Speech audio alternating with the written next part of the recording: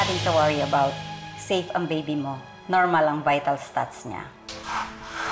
Salamat sa Diyos.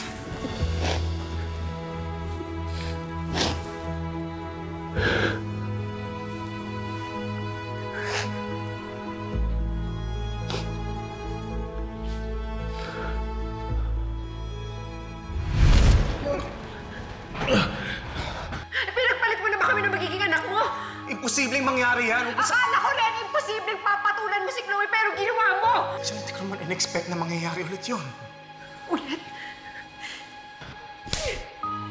Matagal niyo na pala akong niloloko! Walang kwenta! Salita ka asawa para sa'yo!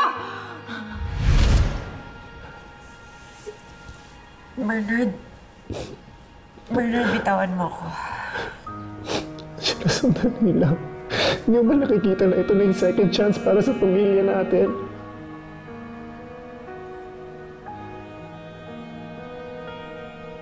Bernard, bitawan mo sabi ako eh.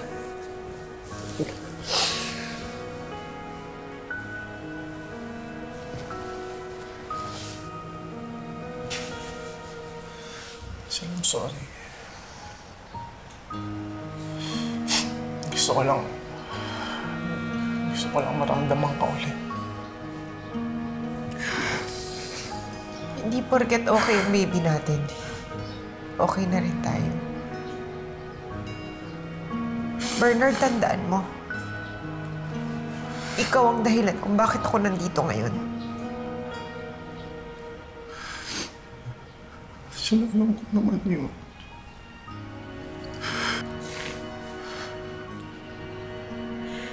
Nung paulit-ulit akong nasa time loop para iligtas ka. Isang beses doon. Nakunan ako.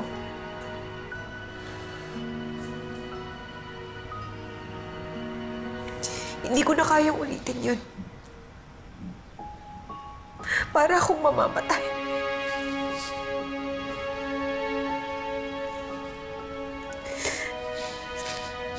Humihinga ako pero unti-unti ako nauubos. Na-realize ko na mas kaya ko palang wala ka kaysa sa mawalan ako ng anak.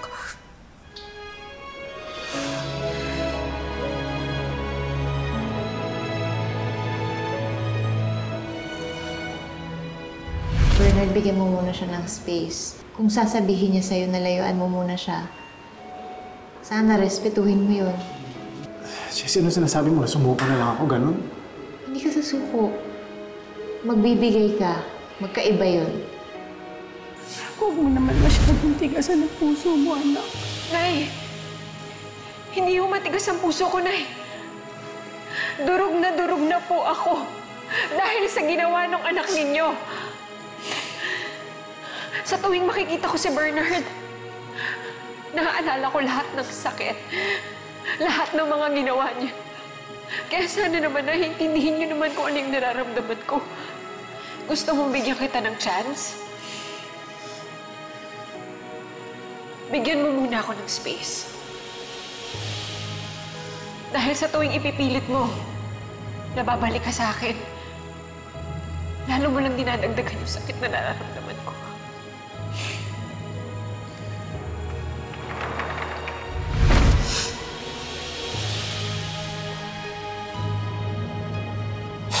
Kung yan ang gusto mo, Angela,